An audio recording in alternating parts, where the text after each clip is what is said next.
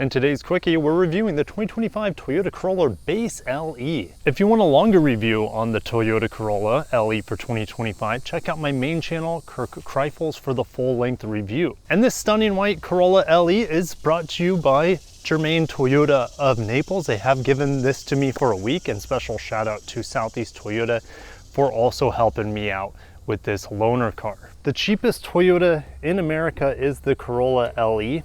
And it comes with a 2-liter standard engine, 4-cylinder direct injected.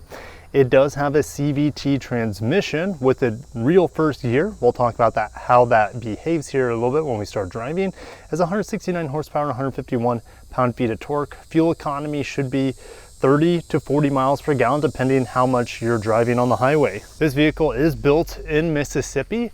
If you get the hybrid variant of this, which gets you over 50 miles per gallon, that is built in Japan. These bi-LED headlights are standard. Auto high beams are standard. The Toyota badge acts as a radar cruise control sensor, and the daytime running lights on this specific model are nothing special. You have amber incandescent turn signals there as your daytime running lights. The Corolla LE has steel wheels with wheel covers, 16 inches. You can get 18-inch alloy wheels on different trim levels. If you don't want to stand out on the road, the side profile of the Corolla LE is going to help with that. No light bars, nothing fancy back here on the back end of the Corolla LE. At least you have a single exhaust pipe. There's no button back here to open the trunk lid, but you do have it on the key, which you'll be needing a lot, and I'll explain why here in a little bit. Even though it's a small car, you do have a massive area for cargo capacity.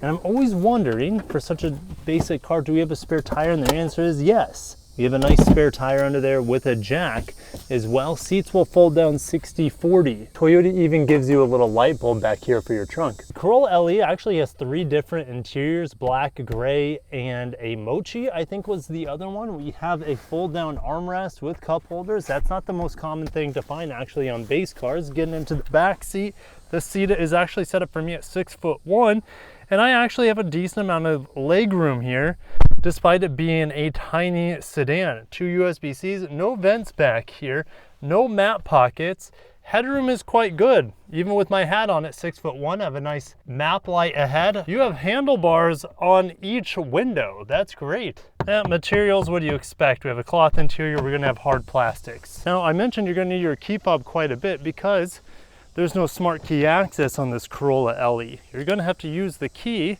Well, you could do it the old-fashioned way. You can also unlock it with this key fob here. Hard touch materials here, but let's go ahead and fire on the Corolla LE. And yes, it has a keyed ignition.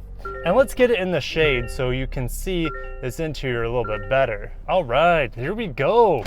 Tiny 4-inch screen behind here. I do believe you can get a larger 7-inch screen or maybe even a 10-inch screen for certain markets. This is the smaller of the 2 screens available. On the higher grades, you can get a 10.25-inch screen.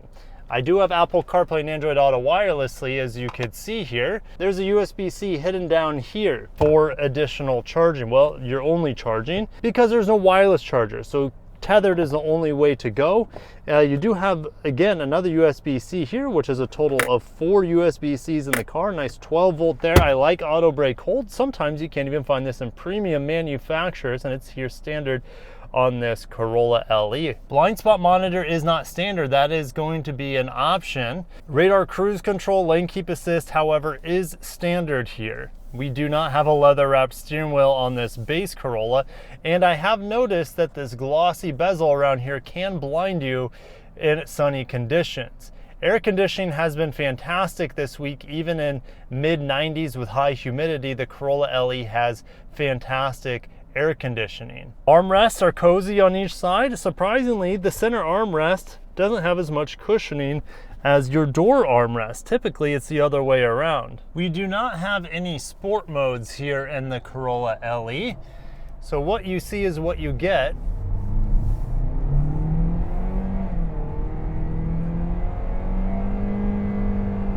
Okay, there it turns into a CVT. Remember, it has a true first gear. And in spirited driving, that true first gear is quite nice. However, I've noticed, well, I haven't put too many miles on here. I think I've put about 17 miles on this. Anyways, in my 17 miles of experience on this car, right there's only 36 miles on the odometer.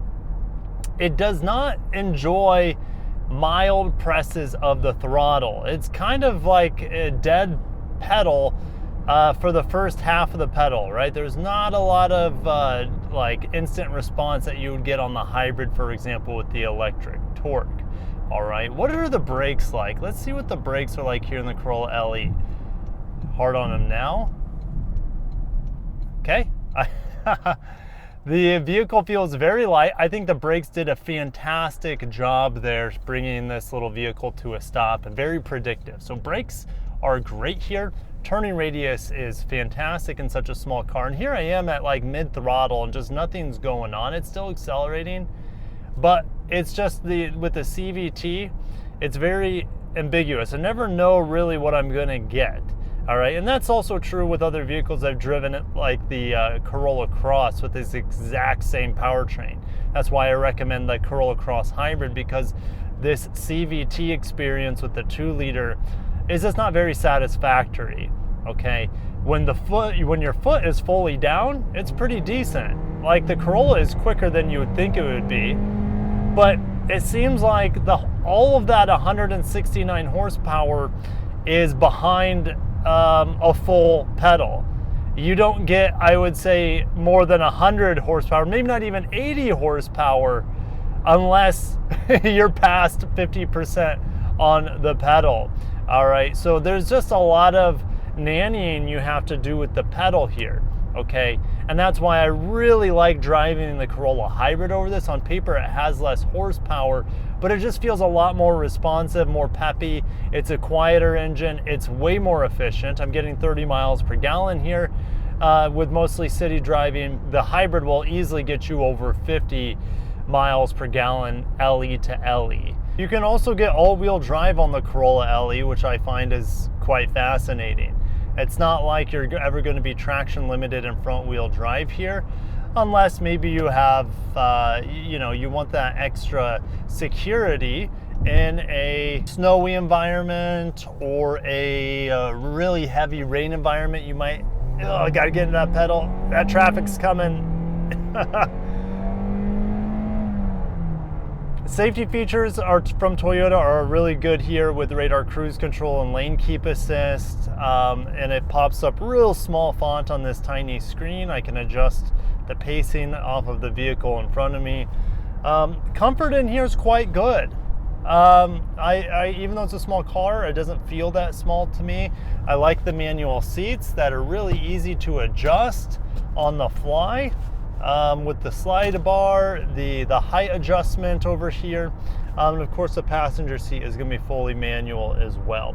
So stay tuned for my full review of the Corolla LE on the main channel, Kirk Kreifels, and I'll catch you in the next quickie.